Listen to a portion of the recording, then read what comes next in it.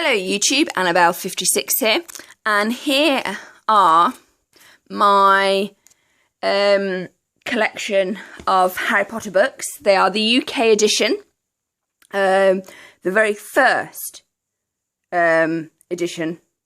Not all of them are first editions, some of them are second editions, and so forth. But you actually can't buy this edition with these covers anymore in the UK. So they are old, which is kind of scary. Okie dokie. I'm going to have a look at each book. And then I'm going to do another video about some of the inspiration for the Harry Potter series. Okie dokie. The first book is this one. This one was given to me by my grandmother. I was 12, so I wasn't 11 when I read it. This is a second edition, and you can tell it's second edition because the Dumbledore on the back is an older Dumbledore. First editions have a young Dumbledore with his auburn red hair. This is a second edition, but to be absolutely honest, I'm not too bothered. I really love the first kind of artwork. It is a little bit more child friendly, I think, the first artwork, whereas like the second lot of artworks that have been done in the UK kind of make it sort of like for your older teenager, your 13 plus, whereas with this it's sort of like 8 and up. So that's the first book. This is the second book. This is Chamber of Secrets. It's got the flying car there, an owl, and the castle on the back. And then on the spine you have an old Dumbledore there. I love the spines. And they're really, really colourful. They're really, really bright, vibrant. It's nice. Okay. Prisoner of Azkaban. I really love this drawing of the hippogriff. Of good old Buckbeak. I really love that. And the moon. Kind of like E.T.-ish a bit. And there's Sirius Black. But isn't he menacing? Because you're not quite sure. Love it. And there's Sirius Black at the top. So you've got red and blue. Blue and green and red. And then purple, red and black. And the other colour here is yellow. Okay, so they're my 3 paperbacks. Okay, this is my first edition. It's The Goblet of Fire, which is a book I absolutely adore. I just think it was brilliant. A little owl at the top there. Love Chinese fireball there, the egg. It's just really, really great. I loved this book. I still love this book. It is brilliant. I read the first one. Thought, yeah, it's great. It's imaginative. Meh. Because at that point, I thought that the next books in the series would still be about an 11-year-old Harry. I didn't realise that she was going to age him through the series. And in fact, here, I felt that you could possibly do like maybe 6 stories. Of Harry at this young age, because as soon as you get to here, the whole world is like completely changed and altered. This book, I read it, and I read this one, and then I went back and I read this one again twice. Love the Philosopher's Stone, awesome. But this one annoyed me because I knew she was holding information back, like what was a locket. It was never explained what that actually was and why. The locket? What I mean, the diary. Gosh. Ugh. Sorry. The diary. She never explained why Tom Riddle's soul was floating around in a diary. That wasn't explained. It wasn't detailed enough. But then again, Harry's only 12, so he's not going to ask those kind of questions, is he?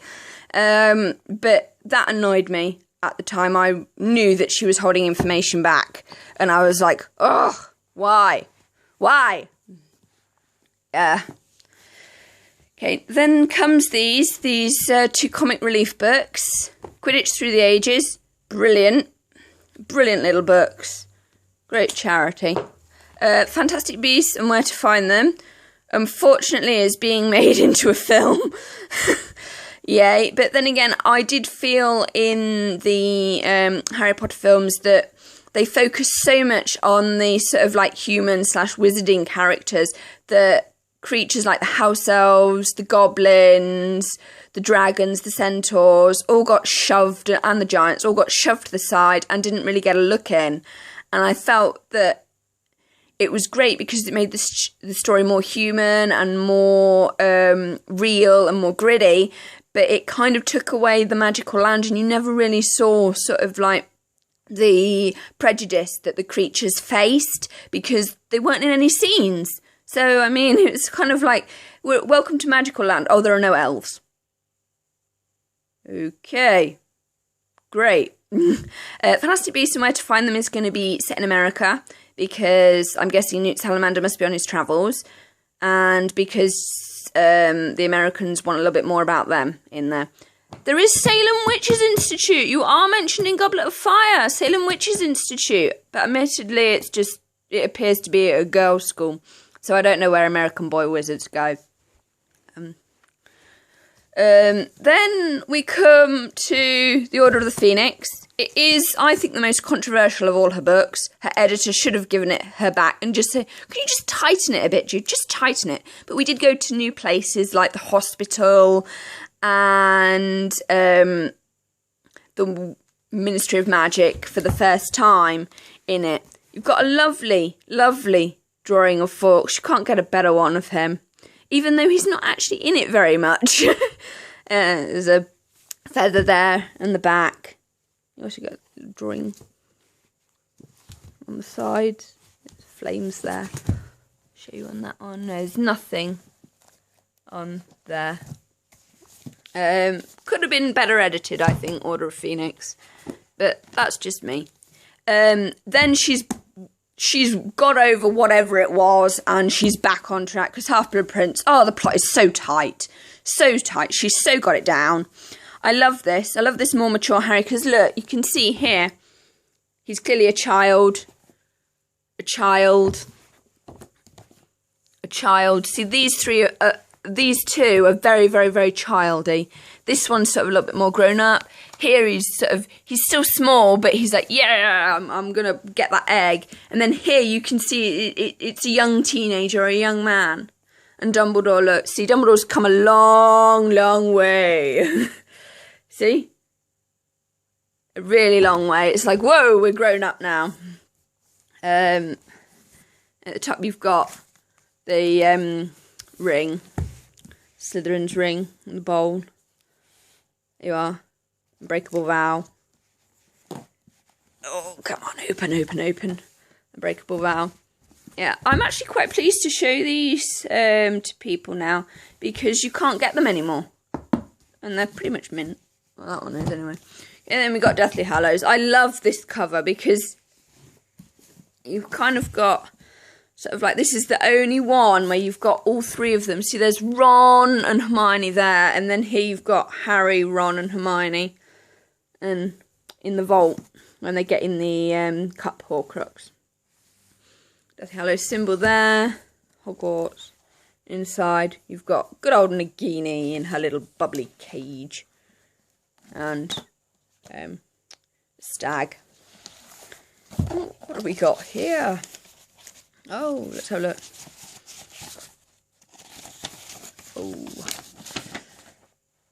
Oh. Death is Nothing at All. Oh, by Henry Scott Holland. Ugh, morbid. Morbid. And Joseph Ruquo. Oh, lovely. Nice and morbid for you. Oh, and look, the original receipt, man. Hey, so there it is. How much did it actually cost? Okay, got a bookmark for £1.50. Harry Potter and something. $17.99. Money well spent, if you ask me. Blimey. So yeah, they go at the back. Scary. Good old Waterstones. So yeah, so that's the last one. I mean, it's a hugely brave series when you think we've gone sort of from these like happy, sort of very, very Roald Dahl-ish kind of drawings to sort of that, and you're killing off major characters. I'm not going to tell you who in case it's a spoiler, but I mean, if you're really going to be spoiled, it's been like 15 years, please. Tales of the Beadle of the Bard. I actually like the UK edition of this. It's kind of subtle, quiet, lovely, short little book, hardback. See, all of mine have this prophecy in. Look, and if you're really, really clever, you can read my name on it. I'm not that bothered anymore. And you've got her hand illustrations. But I really, really like this one. So these are all the UK editions. The American first editions had lovely colours, had lovely colourful covers as well. But I really like these. I do like the new ones. But what I would really like to get is a USA set of Harry Potter, because I believe there were slight changes in them. I know that they got less and less as they went on, but I believe in these two, the UK versions were a little bit more mature, because in Deathly Hallows there's a bit where Harry's in the forest about to get whatted, and it mentions like Bellatrix is panting but her breasts are going up and down, and that's mentioned, but I don't think in the USA edition that's actually mentioned. So there's certain like little things in these two that aren't perhaps in the USA editions that are in ours, but then again that reflects, I think, the UK market.